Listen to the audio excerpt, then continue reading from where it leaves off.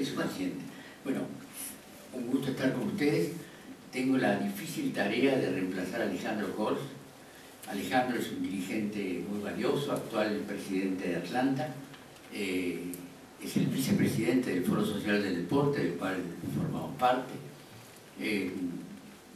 Se lo pierden y yo solamente voy a intentar disimular su ausencia. Lo primero que me cuesta descubrir es cuál es la motivación que ha traído a esta reunión a cada uno de ustedes. Esto me cuesta descubrirlo. ¿Por qué? Bueno, primero, el tema de los clubes, vamos a hablar, lo definía bien Luis, ¿no? Estamos hablando más que nada del club de barrio, esto es lo esencial. El club de barrio para un abogado, para la profesión de abogado, no tiene nada. No es un nicho para progresar en la profesión, sino que es un lugar sentimental, emotivo, de corazón, y es un lugar para poner el hombro. Problemas, por supuesto que tienen muchísimos. Los clubes hoy tienen los problemas de las tercerizaciones, de la competencia con los gimnasios, tienen los problemas de los servicios muy caros, tienen los problemas incluso de impositiva, tienen infinidad de dificultades que no les permiten cumplir con una función social que cumplieron. Creo que lo primero que vale decir es esto. Nosotros, por decir el foro, quienes compartimos un pensamiento, defendemos las asociaciones civiles sin fines de lucro.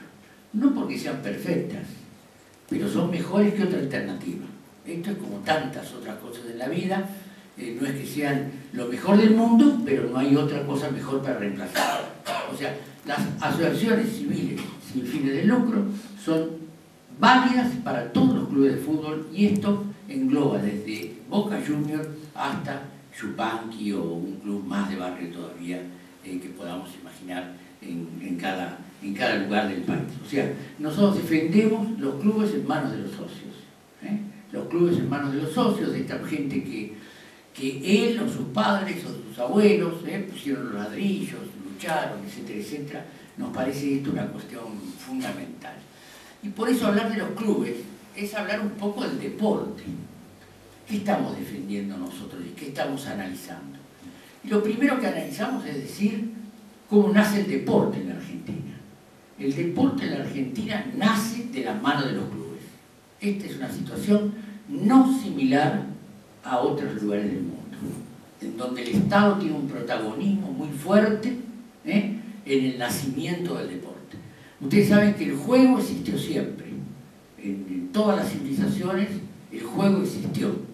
Pero el deporte nace, como Luis de alguna manera hacía referencia, nace en el siglo XIX. Inglaterra es un poco padre de la mayoría de los deportes, al menos unos cuantos, y nace, como bien dijo Luis, en los sectores muy adinerados, la aristocracia, porque ¿quién tenía tiempo para el ocio? ¿Quién tenía tiempo para gastarlo en lo que se iba convirtiendo en juegos? El deporte nace de la mano de los sectores más privilegiados. Y acá pasa el juego a deporte en el siglo XIX. ¿Qué diferencia hay? Bueno, primero que el deporte genera reglas, que los juegos las tenían más indefinidas. El deporte abandona la cuestión religiosa que tenían siempre los juegos. Los juegos siempre implicaban algún desafío a los dioses, a quien tenía la razón, etcétera, etcétera. En cambio, el deporte le quita esta cuestión religiosa al juego y lo convierte en algo más laico, ¿no? También nace la burocratización, porque nacen las instituciones que regulan los temas del deporte. Las federaciones, las internacionales, ¿no? Que después van a regular mucho más, el Comité Olímpico, empieza toda la burocratización. Y también empieza la racionalización del juego. ¿Racionalizar qué quiere decir? Bueno, empiezan a decir cómo nos entrenamos para poder ganar, qué táctica hay que hacer para poder ganar, cuál es la estrategia para poder ganar. Esta es la evolución entre el juego, que existió en todas las civilizaciones, y el deporte que nace en el siglo XIX, básicamente de la mano de los ingleses. Y como bien decía Luis también, acá en la Argentina también nace con estos clubes que él citó: el Club del Progreso, el Club Alemán, el Club Francés, el Club Español, el Círculo Italiano, casi todos extranjeros, o si no, los porteños eran el Jockey Club, comenzaba con clubes muy aristocráticos. En realidad, el momento revolucionario en el deporte en 1913, cuando Racing sale campeón. Esto hay que reconocerlo. Racing en ese sentido es el club criollo que por primera vez sale campeón y rompe con una tradición muy extranjera, muy de gringos. Y cuenta Soriano, algún caballo le debe haber agregado al tema, Soriano con su pluma tan atractiva para los temas deportivos. Cuenta Soriano siempre que el deporte nace vinculado con la política, aunque la política usa el deporte, salvo en muy pocos periodos, que sería 46-55, y digamos que en la actualidad hay una política deportiva excelentemente encaminada que deseamos que se pueda profundizar. Soriano dice que la vinculación de la política y el deporte nace en 1906, con Figueroa Alcorta como presidente, un partido entre alumni y súbditos sudafricanos, la primera vez que se enfrentaban con súbditos ingleses, o sea, los criollos, no tan criollos porque jugaban 5 hermanos Brown en el alumni, 5 hermanos Brown. Pero este equipo había ganado 9 partidos, ganó en esa gira, y uno le tocó perder. En ese partido en que perdió, es cierto que estuvo Figueroa Alcorta.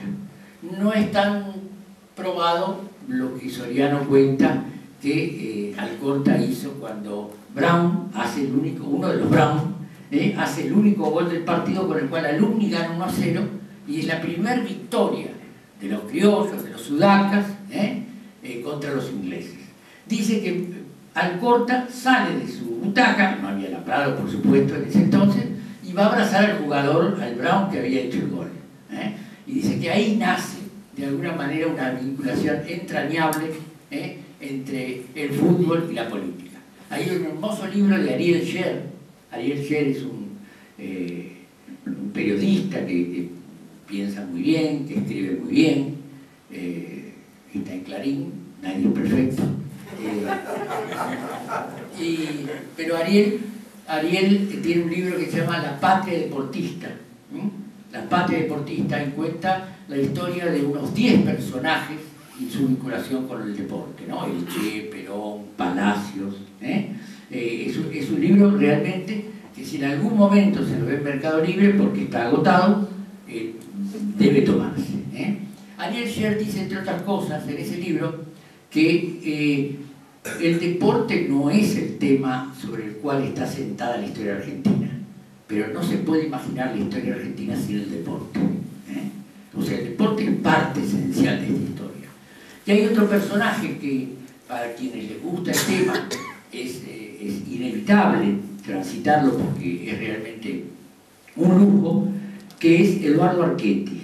Eduardo Archetti, Eduardo Archetti, un argentino, exiliado, vive en Oslo, muere en Oslo muy joven, muere hace 2 o 3 años en Oslo, un antropólogo, y Eduardo Archetti, en un pequeño librito, es lo único chiquito que escribió él, porque los antropólogos siempre escriben mucho y bastante inentendible para los que no somos antropólogos. Pero este es el librito que se llama El Potrero, la Pista y el Ring, las patrias del deporte argentino. Este está en Mercado Libre, aparece todavía, es un librito muy barato y excepcional. Archetti, les decía, vive en Oslo. Yo tuve la oportunidad de verlo en una charla que hizo la Secretaría de Deportes de la Universidad de Buenos Aires, en el tiempo que estaba el hermano de Nosiglia a cargo de esa secretaría, que tenía idea de lo que había que hacer en deporte en la universidad, tuvo cierta iniciativa, después de él cayó, hasta la actualidad que hay un compañero a cargo de la coordinación de deportes Emiliano Ojeda, que realmente está volviendo a darle un ritmo importante a ese lugar. Archetti dice, habla de que la identidad argentina no se puede estructurar sin pensar en el deporte. Y él hace una división muy clara. Habla del polo como el deporte aristocrático, el boxeo como el deporte marginal, el fútbol como el deporte multiclasista, de alguna manera, y habla del automovilismo como el deporte chacarero. Él en esa charla, que yo lo pude escuchar y pude conversar con él, dijo, con la simpatía que tenía, dialogando era muy atractivo, mucho más atractivo que en la lectura de otros libros de él. Él tiene un libro muy importante que se llama Masculinidad, etcétera, etcétera, para mi gusto muy antropológico, que no es el caso de este. Y él comentaba que solamente se podía imaginar que en una universidad de Oslo se lo becara a él, se lo financiara para estudiar la vinculación de la realidad chacarera bonaerense y el automovilismo de carretera en la Argentina. Realmente un tema insólito, con el cual él debe haber curado unos cuantos años estudiándolo, pero enhorabuena para nosotros, que realmente trajo un aporte muy importante. Los clubes, el deporte en la Argentina está en la mano de los clubes. Y bien dijo Luis también, la mayoría, algunos nacen en el siglo XIX, pero la mayoría en el siglo XX. River, San Lorenzo, Huracán. Primero nace Huracán, nace un año antes. 1908, 1909 nace San Lorenzo. Son primos queribles. Yo vivía a 3 cuadras de la cancha de San Lorenzo. En el Club San Lorenzo, yo supe lo que era una pileta y me tiré, el primer pileta que me tiré. Y en el Club San Lorenzo había una ducha que era mejor que la ducha de casa. Y bueno, y viví mi experiencia, porque eso eran los clubes. Los clubes eran socializadores, integradores, ¿no? Hoy día estamos al rescate de algunas de esas funciones esenciales que hago. Acá me decía, ¿qué me pasó para ser justamente el Huracán? Lo que pasa es esto, yo soy del 40. Entre el 46 y 47, 45, 46, 47, Huracán estaba haciendo el estadio, el Tomás Aducó. Y entonces jugó un tiempo en Ferro y después otro tiempo en San Lorenzo. Mi padre era muy futbolero, aunque se murió sin decirme de quién era hincha. Yo tampoco se lo pregunté insistentemente, son de esas cosas que uno no dejaría pasar hoy, por eso hay que, las dudas que uno tiene que planteárselas rápidamente. Yo lo dejé pasar. Mi hijo era muy futbolero. Íbamos, un domingo, eran tiempos en que el fútbol era los domingos. El sábado la B, el domingo era clásico.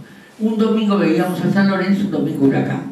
El viejo tenía un carnet que para mí era milagroso, porque mostraba el carnet y entraba en la platea baja, que daba detrás de las casas ahí. En esa platea baja, él era jugador de handball. Eran las épocas que habían hecho los equipos de handball con los que jugaban al básquet. Mi papá en realidad jugaba al básquet, pero habían armado el equipo de handball. Y entonces yo, 5, 6, 7 años, no pude encontrar el partido. Fíjense qué cambios, ¿no? En aquel entonces no había banco de suplente. Les digo más, esto es un dato que en general asombra. No tenían número las camisetas. Las camisetas tienen número desde el año 49. Antes no. No tenían número las camisetas. O sea que Más Antonio, el goleador de todos los tiempos de Huracán, nunca tuvo el 9 en su camiseta. Y yo entonces estaba detrás del arco, se lesiona el arquero de Huracán y me debe haber parecido en mi mentalidad de los 5 o 6 años una cosa heroica.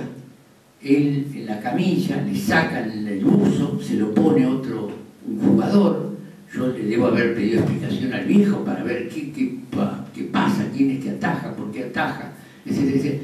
Y me debe haber parecido un hecho heroico que me clavó para siempre ser de Huracán. O sea que me hago hincha de Huracán en la cancha de San Lorenzo por esas cuestiones. Esas son las cosas del fútbol. Decía que si bien nace el deporte de la mano de los clubes, hoy día, y ya hace quizás 10 o 20 años, o 30, es indispensable la intervención del Estado. ¿Por qué? Porque la situación económica, las costumbres de la sociedad han hecho que lo que antes era habitual hoy no lo fuera, la irrupción de la televisión, etcétera, etcétera. Y entonces los clubes tienen hoy problemas de rentabilidad que no existían desde entonces. También tienen un problema los que tienen fútbol de sobredimensionamiento de ese tema que hace muy compleja la situación. Si hay preguntas sobre el tema, con mucho gusto las podemos contestar. Yo viví, el siglo pasado fui vicepresidente de Huracán y en este siglo fui presidente. Las dos experiencias, le digo, que son difíciles. Yo creo que es más difícil que la política, más difícil que la política. ¿Por qué? Porque es más arbitraria. Cada cual piensa lo que le parece de todo. O sea, no hay ningún parámetro. No hay derecha, izquierda, tal... No hay ningún parámetro. Tal personaje cree en la tribuna que el número 6 se vendió y de la misma manera que lo cree en la tribuna, lo cree en la mesa de la comisión directiva, etcétera, etcétera. Y hoy hay otro problema muy serio que es el de la distorsión, digamos, de la asimetría que hay entre el dinero que mueve el fútbol y el nivel de la mayoría de los dirigentes que no tiene esa capacidad económica.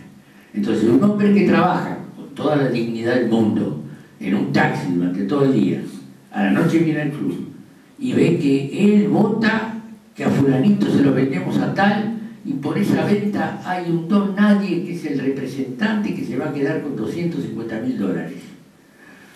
A él le parece complicada esta situación y entonces es una situación que hay que tener mucho principio para no caer en la tentación de la corrupción y no siempre se le roba al club, sino que se le hace dejar de ganar al club. Quienes roban en los clubes no le meten la mano a la lata de lo que entró en el club, evitan que entre, porque hay un jugador que es muy bueno y entonces le dicen al amigo que va a ir a medias: dame $300.000 y te llevas el 50%. Digamos lo que pasó en Huracán con Pastores o algún jugador de eso. Vuelvo entonces al tema. Fíjense que, para ir un poco a lo jurídico, el deporte, desde todo este punto de vista, es un derecho. Sin embargo, nuestra Constitución Nacional no lo tiene como un derecho. Ni la Constitución Nacional, ni la Constitución de la principal provincia del país, que es la provincia de Buenos Aires. Hay 9 constituciones de provincias, incluida la ciudad autónoma, que mencionan al deporte como un derecho. Esas son Buenos Aires, Córdoba, Catamarca, Chubut, Entre Ríos, Río Negro, Santiago del Estero, Tierra del Fuego y Tucumán. Hay 2 que hablan más confusamente, que son Santa Fe y San Juan, y hay 13 que no hacen mención. Pero el dato concreto es que la Constitución Nacional, ni siquiera en la reforma del 94, y la Constitución de la provincia de Buenos Aires no mencionan al deporte como un derecho. De ahí la importancia del discurso de Alicia Kirchner cuando despide a los deportistas que van a Guadalajara, en donde dice terminantemente: el deporte es un derecho y defender al deporte como un derecho es una función fundamental que tenemos en este ministerio. Y también define que el deporte es una política de Estado, el deporte como política de Estado. La Constitución de la Ciudad de Buenos Aires, en el artículo 33, dice: la ciudad promueve la práctica del deporte y las actividades físicas, procurando la equiparación de oportunidades. Sostiene centros deportivos de carácter gratuito y facilita la participación de sus deportistas, sean convencionales o con necesidades especiales, en competencias nacionales e internacionales. La de Córdoba, para citar otra importante, en su artículo 19 dice: todas las personas en la provincia gozan de los siguientes derechos conforme a las leyes que reglamentan su ejercicio. Y en el inciso 13 dice: a acceder libre e igualitariamente a la práctica del deporte. De esta manera, no solo esta, sino 9 constituciones hablan del derecho al deporte. En el continente, sin embargo, muchas constituciones hablan muy claramente del derecho al deporte. En Cuba, artículo 9, dice: el Estado, como poder del pueblo, garantiza, y el inciso 6 dice, que no haya persona que no tenga acceso al estudio, la cultura y el deporte. El estudio, la cultura y el deporte. La colombiana dice en el artículo 52, se reconoce el derecho de todas las personas a la recreación, a la práctica del deporte y el aprovechamiento del tiempo libre. Venezuela, la bolivariana.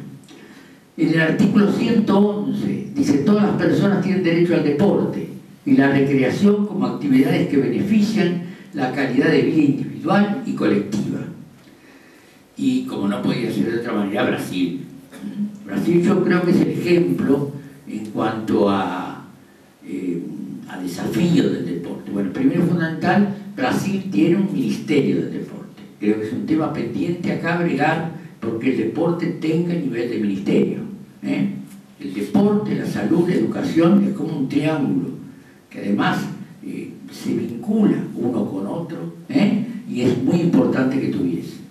En la Constitución de la República Federal de Brasil, en el artículo 217 dice: es deber del Estado fomentar las prácticas deportivas, formales y no formales, como derecho de cada uno, observando, y enumera, la autonomía de las entidades deportivas, dirigentes y de las asociaciones en lo referente a su organización y funcionamiento, el destino de los recursos públicos a la promoción prioritaria del deporte escolar y en casos específicos para el deporte de alta competición, el tratamiento diferenciado para el deporte profesional y no profesional, la protección e incentivo a las manifestaciones deportivas de creación nacional.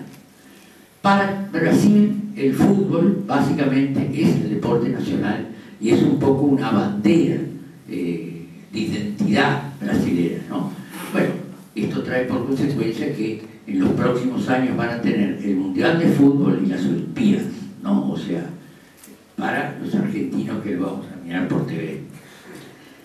En el ámbito internacional, también el deporte avanza, como una necesidad, al menos en el plano teórico. Siempre avanza la teoría y después va llegando la concreción de esa teoría, ¿no? Sería la izquierda de los sueños y la izquierda de los hechos. La Carta Internacional de la Educación Física y el Deporte de UNESCO de 1978 es quizás de los documentos importantes más antiguos. Dice: se deberán realizar esfuerzos para que el derecho a la educación y al deporte se plasme en realidad para todos los seres humanos. La práctica de la educación física y el deporte es un derecho fundamental para todos. UNICEF 2003, ya mucho más acá, Deporte para el Desarrollo y la Paz. Deporte para el Desarrollo y la Paz, un documento también por una reunión hecha en UNICEF por este tema. El mundo del deporte es un aliado natural para el sistema de las Naciones Unidas, ya que por su propia naturaleza el deporte trata de la participación, la inclusión y la ciudadanía.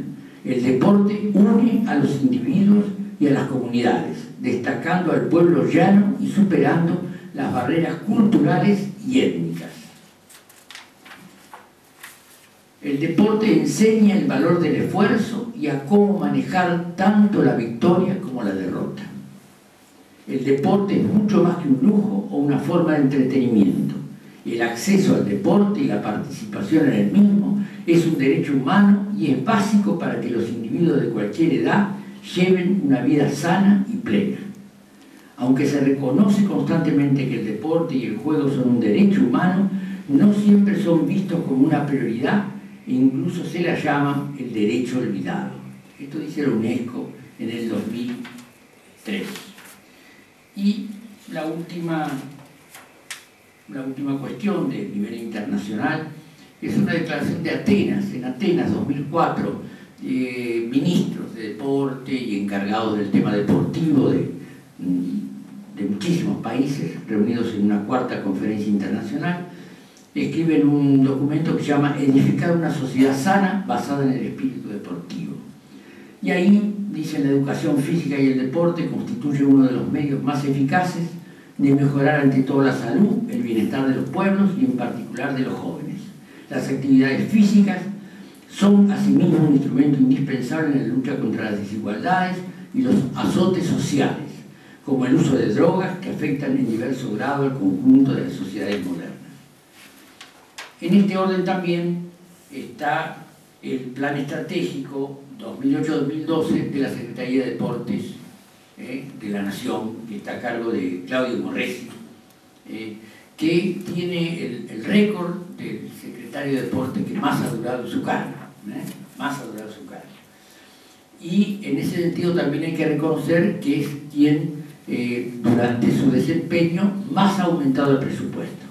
En el 2003 la Secretaría tenía un presupuesto de 26 millones de pesos. 26 millones de pesos, menos que la ciudad tenía en ese entonces.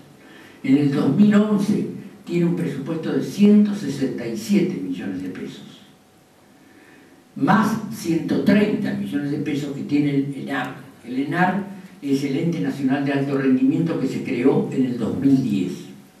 O sea que, sumados, casi llegan a los 300 millones, unos 71 millones sin pensar en la cotización de hoy a la tarde, unos 71 millones de dólares. Importante. No obstante, falta. Fíjense, 71 millones de dólares, Washington más, Washington menos, Argentina. 320 millones de dólares, Brasil. 280 millones de dólares, Venezuela, que tienen menos habitantes que nosotros. E impactante es Ecuador, que tiene 80 millones de dólares. Está bien que Ecuador vive un 1 a 1, medio mentiroso, y entonces puede ser que esto aparece como englobado.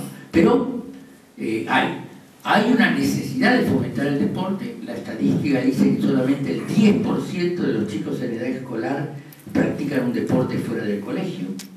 Y la estadística, las encuestas, los estudios dicen que hay un 55% de argentinos que tienen actividad absolutamente sedentaria. O sea que practicarían algún tipo de deporte o de práctica de ejercicio solamente el 45% de los argentinos.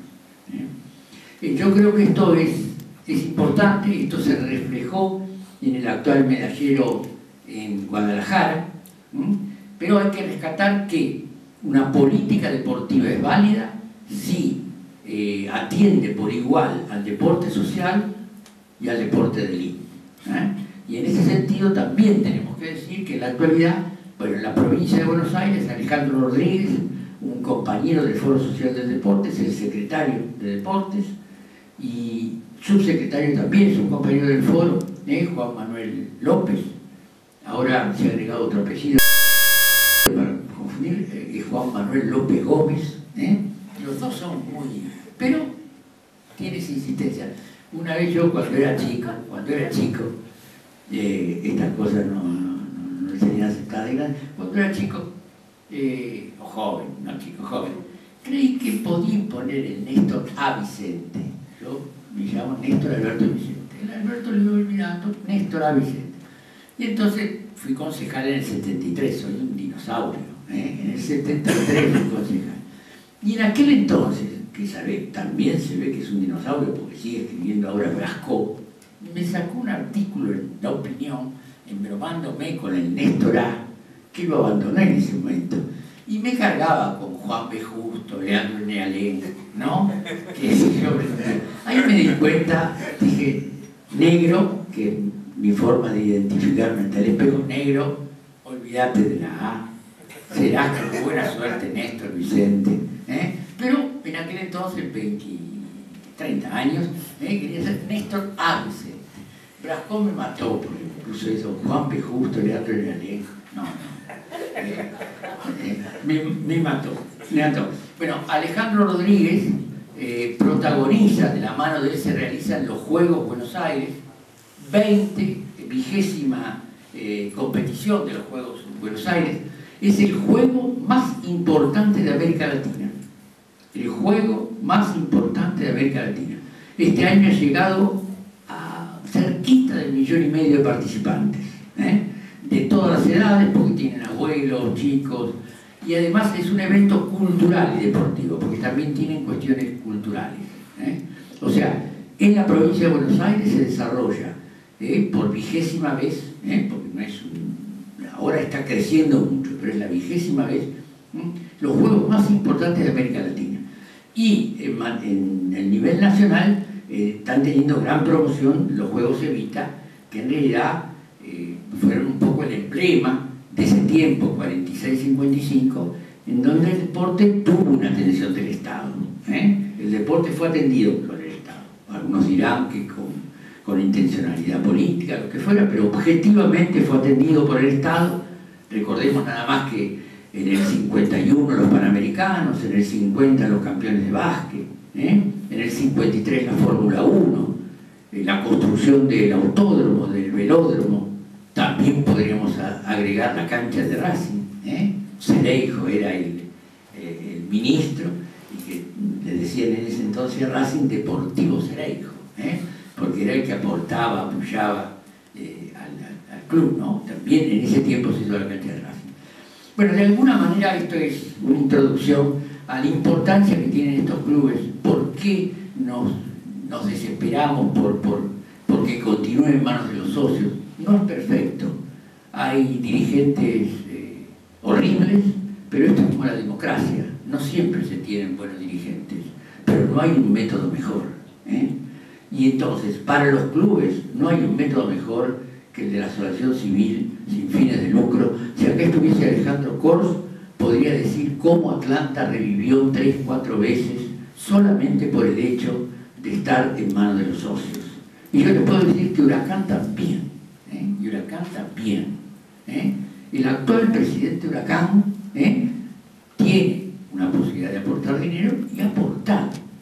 Entonces, él imagina que lo va a retirar, pero es decía Leonardo Castellani, un viejo jesuita, y era un sueño soberano, pero un sueño solamente, dijo Zoraida Moyano, su simpático hermano y Sinforosa La Fuente. Y más o menos es lo mismo, no se sabe con seguridad si se rescata, se pone. Entonces, esto es posible en los clubes en manos de los socios. Siempre vuelve a la llama, siempre vuelve alguien que por el hombro. Hay Temperley, miles de casos. Ferro ahora recuperado y luchan. Por supuesto que hay 8 buenos, 2 malos. Y sí, es la vida, es la sociedad. Pero no hay un sistema mejor que el de los clubes en manos de los socios. Por supuesto que habría que fiscalizar más, por supuesto hay infinidad de efectos, pero yo digo, me gusta decir que los clubes todavía siguen siendo un lugar donde muchas veces, a contrario de lo que sucede en el mundo, la solidaridad le gana la batalla al egoísmo. Muchas gracias.